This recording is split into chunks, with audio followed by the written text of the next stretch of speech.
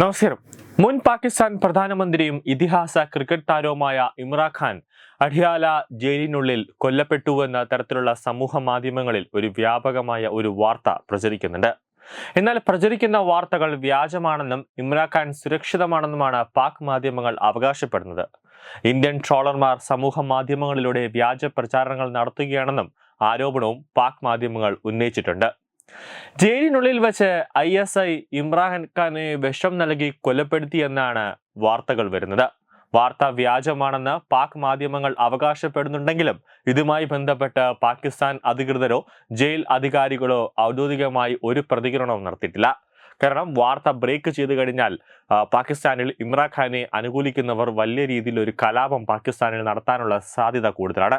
ഇന്നലെ തന്നെ ലാഹോറിൽ ഇമ്രാൻഖാനെ ജയിലിൽ നിന്നും വിട്ട് തരണം എന്നാവശ്യപ്പെട്ടുകൊണ്ട് ഇമ്രാൻഖാനെ അനുകൂലിക്കുന്നവർ ഒരു വലിയ രീതിയിൽ ഒരു പ്രതിഷേധം ഇന്നലെ നടത്തിയിരുന്നു. അതുകൊണ്ടാണ് പാക് മാധ്യമങ്ങളെല്ലാം തന്നെ ഈ വാർത്ത മൂടി വയ്ക്കുന്നത്. ഇതുമായി ബന്ധപ്പെട്ട് പ്രചരിക്കുന്ന ഫുട്ടേജുകൾ 2013 ഉള്ളതാണെന്നാണ് പാകിസ്ഥാനിലെ മാധ്യമങ്ങൾ അവകാശപ്പെടുന്നത്. എന്നാൽ അതല്ല സത്യാവസ്ഥ.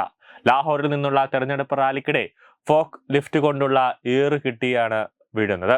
15 അടി ഉയരത്തിലുള്ള വേദിയിൽ നിന്നാണ് ഇമ്രാൻ വീണത്. അതിനിടെ ഔദ്യോഗികമായി അവകാശപ്പെടുന്ന ഒരു പത്രക്കുറിപ്പും സമൂഹ മാധ്യമങ്ങളിൽ പ്രചരിക്കുന്നുണ്ട്.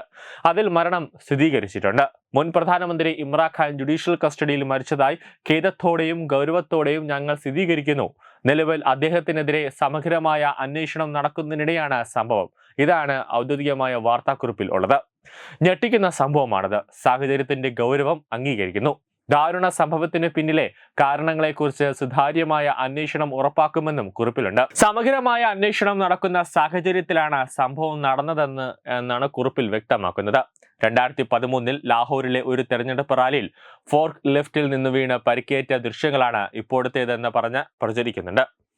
2022 അവിശ്വാസ പ്രമേയത്തിലൂടെയാണ് ഇമ്രാൻഖാൻ പ്രധാനമന്ത്രി പദം നഷ്ടമായത്. അഴിമതി അടക്കമുള്ള കുറ്റങ്ങൾ ചുമത്തി 2023 ഇമ്രാൻഖാനെ അറസ്റ്റ് ചെയ്യുന്നത്. തോഷാബാന കേസിൽ അദ്ദേഹത്തിന് 3 വർഷത്തെ തടവ് ലഭിച്ചിരുന്നു. 2 ആഴ്ച മുമ്പ് ഇമ്രാൻഖാൻ ജയിലിൽ ലൈംഗികമായ പീഡനത്തിന് ഇരയായെന്ന വാർത്തകളും പുറത്തു വന്നിരുന്നു. അത് വലിയ രീതിയിൽ പാകിസ്ഥാനിൽ ഒരു പ്രകമ്പനമുണ്ടായി. കൂടാതെ ഇന്നലെ തന്നെ ലാഹോറിൽ ഇമ്രാൻഖാൻ അനുകൂലിക്കുന്ന ഒരു ഭാഗം ആളുകൾ സമരം നടത്തിയത് പാകിസ്ഥാൻ സർക്കാരിന് വലിയ തലവേദന സൃഷ്ടിച്ചിട്ടുണ്ട്. അതുകൊണ്ട് തന്നെ ഇമ്രാൻഖാനെ വധിക്കാനുള്ള ഒരു നീക്കം ISIയുടെ ഭാഗത്തു നിന്നും ഉണ്ടാകുന്നുണ്ട്. പ്രധാനമന്ത്രിയായിരിക്കെ ലഭിച്ച വില കൂടിയ സമ്മാനങ്ങൾ സ്വന്തം നിലയ്ക്ക് വിറ്റ് പണമാക്കിയെന്നാണ് ഇമ്രാൻഖാന്റെ പേരിലുള്ള തോഷാഖാന കേസ്. ഉന്നത പദവിയിലുള്ളവർക്ക് ലഭിക്കുന്ന സമ്മാനങ്ങൾ തോഷാഖാന എന്ന വകുപ്പിലേക്ക് കൈമാറണമെന്നാണ് ചട്ടം. അത് ലംഘിച്ചുവെന്ന് കോടതി കണ്ടെത്തിയതോടെയാണ് 3 വർഷം തടവ് ലഭിച്ചത്. വിവാഹത്തിൽ മതനിയമലംഘനം നടത്തിയെന്നാണ് മറ്റൊരു കേസ്. ഇതിൽ ഇമ്രാൻഖാനും ഭാര്യ ഖുഷ്റ ബീവിക്കും 7 വർഷം തടവും പിഴയും ശിക്ഷ ലഭിച്ചു. ഇമ്രാൻഖാന്റെ 3ാം ഭാര്യ ഖുഷ്റയുടെ ആദ്യ ഭർത്താവ് ഖവാർ മീനക നൽകിയ പരാതിയിലാണ് ഇരുവർക്കുമെതിരെ ശിക്ഷ വിധിച്ചത്. എന്തായാലും ഇമ്രാൻഖാൻ ജയിലിനുള്ളിൽ മരിക്കാനുള്ള സാധ്യത കൂടുതലാണ്. അതായത് ആരെങ്കിലും കൊലപ്പെടുത്താനുള്ള സാധ്യത കൂടുതലാണ്. കാരണം കഴിഞ്ഞ 2 ആഴ്ചയായി ഇമ്രാൻഖാൻ പാകിസ്ഥാന് വലിയ രീതിയിൽ ഒരു തലവേദന സൃഷ്ടിക്കുന്നുണ്ട്. അതുകൊണ്ട് തന്നെ പാകിസ്ഥാന്റെ ഒരു വലം കൈയായ ISI പാക് രഹസ്യാന്വേഷണം ISI തന്നെ ഇമ്രാൻഖാനെ വിഷം കൊടുത്ത് കൊന്നാനുള്ള സാധ്യത കൂടുതലാണ്. അത് വാർത്ത ബ്രേക്ക് ചെയ്താൽ പാകിസ്ഥാനിൽ വലിയ രീതിയിൽ ഒരു കലാപം ഉണ്ടാവാൻ സാധ്യത ഉള്ളത് കൊണ്ടാണ് പാക് മാധ്യമങ്ങളെല്ലാം തന്നെ ഇത് വ്യാജ പ്രചാരണമാണെന്ന് പറയുന്നത്. ന്യൂസ് ഡെസ്ക് തത്വമൈ ന്യൂസ്. തുമ്പമൺ ശ്രീ വടക്കുംനാഥൻ ക്ഷേത്രം, അമ്പലക്കടവ്, പത്തനംതിട്ട. ശ്രീമദ് സ്കന്ദപുരാണ മഹാസത്രം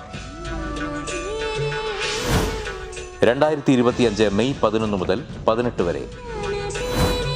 ബ്രഹ്മശ്രീ മുംബൈ ചന്ദ്രശേഖര ശർമ്മയുടെ മുഖ്യ കാർമ്മികത്വത്തിൽ മഹാഗണപതി ഹോമം, സ്കന്ദപുരാണ പാരായണം, മഹത് പ്രഭാഷണങ്ങൾ, പൂജഹോമാദികൾ, കലാസാംസ്കാരിക പരിപാടികൾ.